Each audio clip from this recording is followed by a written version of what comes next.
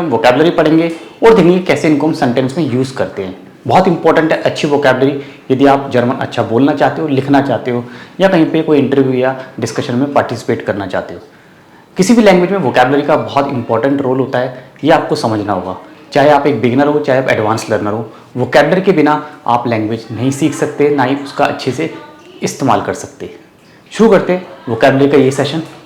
देख रहे हो आप यहाँ पे फर्स्ट वर्ड क्या है? फोन अलाइनजामकाइट बेट्रोफन। अलाइनजामकाइट आपको पता है, लोनलीनेस, अकेलापन। अकेलेपन से जो अफेक्टेड लोग होते हैं, जो उससे जूझ रहे हैं, जो उससे पीड़ित है। अकेलेपन एक बीमारी होती है, लोग अकेलेपन से जूझते हैं, डिप्रेशन में आ जाते हैं, स्ट्रेस में आ जाते हैं। लेकिन क्यों? अलग अलग कंट्रीज में डेटा देखा गया है कि अलग अलग लोग इससे पीड़ित हैं, इससे सफ़र कर रहे हैं। सो फोन अलाइनजामकाइट बेट्रोफन, ठीक है। लोनलीनेस, ये वर्ड आपने पढ़ा होगा, लोनलीनेस, ठीक है। लोनलीनेस, बेट्रोफन मीन्स जैसे मैंने बोला 100,000 मेंशन जिंड फोन अलाइनजामकाइट बेट्रोफन। यहाँ पे मैंने हेल्पिंग वर्ब क्या यूज की? जिंड, ठीक है। कितने लोग? 100,000 मेंशन जिंड बेट्रोफन। ये मेरा सेंटेंस बनेगा 100,000 मेंशन जिंड फोन अलाइनजामकाइट बेट्रोफन। इट मीन्स 100,000 मेंशन जिंड अलाइन means they are lonely mentally. Physically तो उनके साथ पूरा परिवार है, एक जॉइंट फैमिली, बट मेंटली वो कहीं ना कहीं अपने को अकेलापन महसूस करते हैं, सफर कर रहे हैं। And this is a problem. ये बहुत बड़ी प्रॉब्लम है, आगे जाके डिप्रेशन और काफ़ी सारी बीमारियों को लीड करता है। तो loneliness, आइनजामकाइट ist auch eine Krankheit, ठीक है। और ये auftreten häufig, ये लोनलीनेस अलाइनजामकाइट ट्रिट sehr häufig auf, मतलब इमर्ज होना। auftreten मीन्स इमर्ज होना, ये इमर्ज होती है, ये एग्जिस्ट करती है, ठीक है। एग्जिस्ट करती है, इमर्ज। auftreten, okay. क्या लिखेंगे हम? अलाइनजामकाइट ट्रिट sehr häufig auf, ठीक है। अलाइनजामकाइट ट्रिफ्ट tit sehr häufig auftreten, मतलब बहुत फ्रीक्वेंटली। sehr häufig मतलब वेरी फ्रीक्वेंटली, ये बहुत फ्रीक्वेंटली इमर्ज करती है। auftreten इमर्ज होती है, एग्जिस्ट करती है, सामने आती है, अपीयर होती है, निकल के बाहर आती है। auftreten, ein Problem auftreten, Einsamkeit auftreten, eine Krankheit, okay, wenn wir über Krankheit sprechen reden, dann benutzen wir auftreten, कोई बीमारी, ओके, कोई भी समस्या के साथ हम auftreten यूज करते हैं। ये इमर्ज होती है, अपीयर, सामने आती है, उभर के सामने आती है, बहुत फ्रीक्वेंटली आती है, sehr häufig। और इसके लिए बहुत सारे रीजंस है, बहुत सारे फैक्टर्स है। mehrere Faktoren die Einsamkeit verursachen, मैंने देखो कैसे लिखा है। ये स्ट्रिक्ल आपको सीखनी है, हमेशा वेरिएशन यूज करने हैं। जब भी आप कोई सेंटेंस बनाओगे उसमें रिलेटिव जाट्स यूज करो, ठीक है। पासिव जाट्स यूज करो, ठीक है। मोडाल वर्ब यूज करो, ये वेरिएशंस होते हैं। सिंपल एक्टिव सेंटेंस से बेटर है पैसिव यूज करो, रिलेटिव जाट्स यूज करो। देखो mehrere Faktoren die Einsamkeit verursachen, ठीक है। जिंड मीन्स अलग अलग फैक्टर, बहुत सारे फैक्टर्स हैं जो लोनलीनेस को इमर्ज करते हैं, जो लोनलीनेस के लिए रिस्पॉन्सिबल है। डी für Einsamkeit zuständig, ठीक है। D, okay. mehrere Faktoren die Einsamkeit, ये पूरा मैं लिख देता हूँ, die Einsamkeit verursachen, verursachen means cause, जो इसके बनने का कारण बनते हैं। Einsamkeit, अकेलेपन के लिए जो जिम्मेदार जो कारण है, रिस्पॉन्सिबल जो फैक्टर, तो बहुत सारे हैं। Es gibt mehrere Faktoren die für die Einsamkeit, okay, zuständig sind oder die Einsamkeit verursachen, verursachen means cause, किसी चीज को जन्म देना, किसी चीज के होने का कारण होना, किसी चीज के पीछे रीजन होना, verursachen। और ये बहुत अच्छा सेंटेंस पढ़ रहा था आज मैं। Die Lage wird sich bis September zuspitzen, कोई भी सिचुएशन, जैसे अभी बहुत गर्मी पड़ रही थी, बहुत ज़्यादा वेदर खराब था, तो वेदर फोरकास्ट हुआ कि सिचुएशन और ज़्यादा खराब होगी।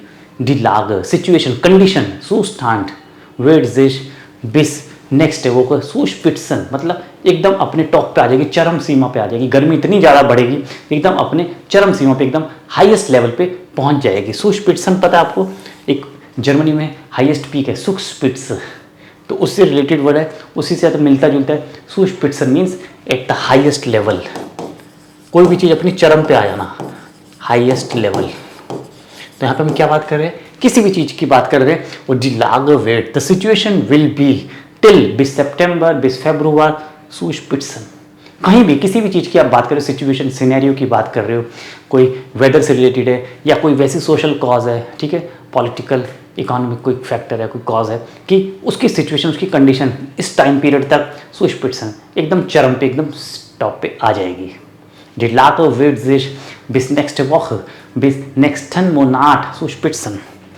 bis आपको पता है आकुजाटिव है, तो bis के साथ या तो हम लिखेंगे नेक्स्ट वॉक, नेक्स्ट वीक, अगर हमें नेक्स्ट वीक लिखना है, या फिर नेक्स्टन मोनाट मतलब नेक्स्ट मंथ तक, ठीक है। और ईयर है तो bis के साथ नेक्स्टस यार, ये आपको एंडिंग समझनी होगी, ये आपको ऐसे यूज़ करनी होगी। तो ESENE ये होती है एंडिंग, डिक्लिनेशन। ई आउटोस, अब देखो ई आउटोस हमने पढ़ा, ई आउटोस मतलब इलेक्ट्रिक आउटोस है ना, इको फ्रेंडली होती है। कैसे होते हैं, उमवेल्ट फ्रेंडली होते हैं। जब आप उमवेल्ट के बारे में लिखोगे तो आप इसको भी लिख सकते हो, उमवेल्ट फ्रेंडली होते हैं, ठीक है, एनवायरनमेंट के लिए हेल्दी होते हैं, ई आउटोस।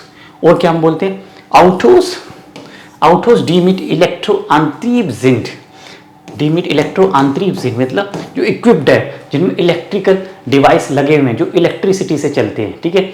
आउटोस डीमिट इलेक्ट्रो आंतरिक जिंक ज़ेटॉयर है ना, ई आउटोस जिंक ज़ेटॉयर बहुत एक्सपेंसिव है आजकल ई आउटोस। नॉर्मल कारों की तुलना में ई आउटोस की कीमतें थोड़ा ज़्यादा होती है, हमें ज़्यादा पे करना होता है। हालांकि ये इको फ्रेंडली होते हैं, उमवेल्ट फ्रेंडलिश भी होते हैं। एक सेंटेंस देखो, सोशल मीडिया फिर किंडर बेश्रेंकन, न्यूज़ में पढ़ रहा था, सोशल मीडिया फिर किंडर und Jugendliche बेश्रेंकन मीन्स आप वान, कब से, किस एज से वो लोग यूज़ कर सकते हैं। आप वान जोलन दिखें, ये क्वेश्चन भी आता है आपके पास कई बार एग्जाम में, आप वान जोलन दिखिंडर सोशल मीडिया नुट्सन है ना, किस एज से वो यूज़ कर सकते हैं। आप वान जोलन, ये क्वेश्चन आपको बहुत फ्रीक्वेंटली आता है B1 में, B2 में, स्पीकिंग में टॉपिक आता है। गेमाइंजाम एटवास प्लानन या गेमाइंजाम एटवास प्लानन में, या फिर प्रेजेंटेशन का पार्ट ज़्यादा बेटर होता है। प्रेजेंटेशन में आपको बोलना पड़ता है 3 से 4 मिनट तक। आप वान जोलन दी किंडर und Jugendliche social media okay बेश्रेंकन या नुट्सन या निस्ट नुट्सन, कब से उन्हें यूज़ करना चाहिए या कब से पहले नहीं करना चाहिए। जैसे 18+ होने पे ही उन्हें यूज़ करना चाहिए, थोड़ी समझदारी आती है, थोड़ा सा मैच्योरिटी का लेवल आता है, उन्हें अच्छे और ख़राब के बारे में पता चलता है। तो आप वान जोलन जी किंडर सोशल मीडिया नुट्सन, ठीक है। और यहाँ पे क्या है, सोशल मीडिया फिर किंडर बेश्रेंकन, रिस्ट्रिक्ट करना, रिस्ट्रिक्ट करना मतलब एक छोटे बच्चों के लिए इसे रिस्ट्रिक्ट कर दिया गया है, वो इसको यूज़ नहीं कर सकते। बेश्रेंकन मीन्स निस्ट नुट्सन, निस्ट नुट्सन, ठीक है, नॉट यूज़ नहीं कर सकते। लैंगफ्रिस्टिगे शेडन फिरवरज़ाखन, अभी हमने पढ़ा था फिरवरज़ाखन कॉज, लैंगफ्रिस्टिगे शेडन में long term damage, long term के लिए वो नुकसानदेह होते हैं।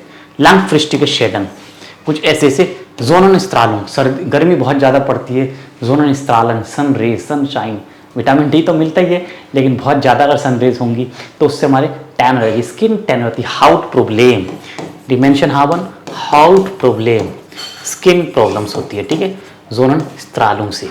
तो जोनन स्त्रालुंग भी क्या करती है, लैंगफ्रिस्टिगे शेडन, लॉन्ग लास्टिंग डैमेज है ना, हमारे स्किन के ऊपर दिखाती हैं। फिरवरज़ाखन, अब समझ गए, कॉज कारण होती है, क्या स्किन प्रॉब्लम का कारण क्या होती है, जोनन स्त्रालुंग, सन रेज, सन रेडिएशंस जो बहुत तेज़ी से निकलती है, 45 डिग्री 50 डिग्री सेल्सियस में अगर आप धूप में जाओगे तो टैन हो जाएगी, हाउट प्रॉब्लम होगी, ठीक। कैसी होंगी प्रॉब्लम, लैंगफ्रिस्टिगे शेडन, लॉन्ग लास्टिंग।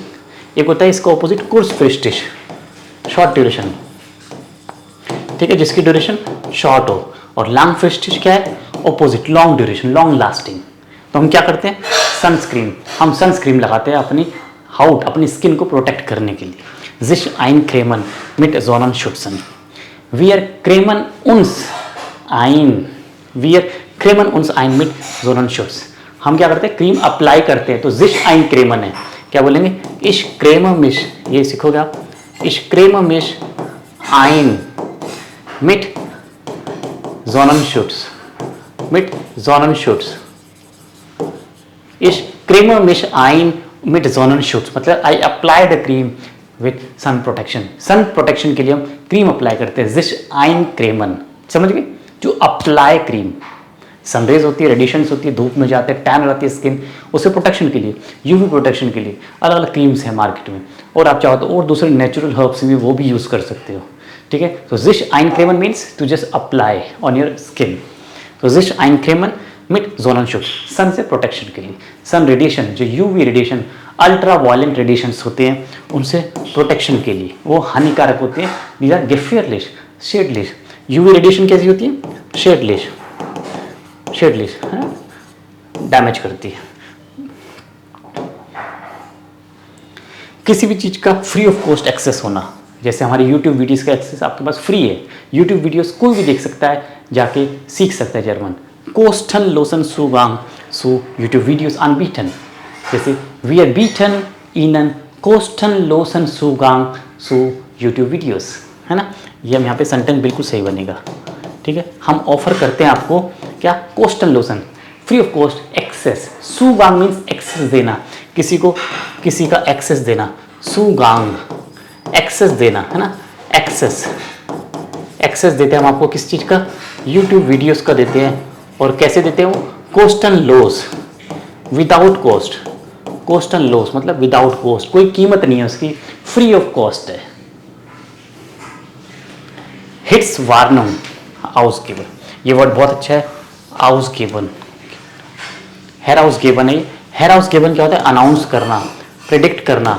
हेराउसगेबन ये कौन करता है? वेदर फोरकास्ट, वेटर डींस्ट. वेदर फोरकास्ट होता है, एज्यूम करते हैं कि कल बारिश होगी, 2 दिन बाद बहुत तेज बारिश होगी, थंडर स्टॉर्म आएगा, या क्लाउडी रहेगा, या सनी डे रहेगा. तो क्या करते हैं? देयर वेटर डींस्ट गिफ्ट हेर हाउस. देयर वेटर डींस्ट, the weather forecast, weather service गिफ्ट हेर हाउस. ओके. तो हेर हाउस गेवन मतलब फोरकास्ट, फोरकास्ट करना. ठीक है. फोरकास्ट करना या प्रेडिक्ट करना. ठीक है. प्रेडिक्ट करते, फोरकास्ट करते, एडवांस में बताते हैं.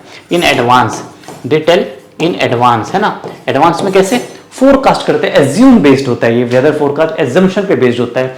100% करेक्ट नहीं होता है, 99% होता है, 98% भी इसकी एक्यूरेसी रहती है. तो हेर हाउस गिवन. ठीक है. गिफ्ट हेर हाउस कौन देता है? वेटर डींस्ट, देयर वेटर डींस्ट गिफ्ट हेर हाउस. 1S रेगनेट. ये थी हमारी आज की क्लास. कैसी लगी आपको आज की क्लास हमारी? लाइक कर देना, जस्ट सेकंड लगता है, 1 सेकंड के लिए लाइक कर देना, चैनल सब्सक्राइब कर लेना. नीचे डिस्क्रिप्शन में पूरी डिटेल्स हैं. आप लाइव कोर्स लेना चाहते हो, रिकॉर्डेड पढ़ना चाहते हो, या फिर हमारे ई बुक्स को पढ़ के जर्मन सीखना चाहते हो, सब कुछ अवेलेबल है नीचे वेबसाइट पे. Wish you all good luck. Thank you so much. auf Wiedersehen.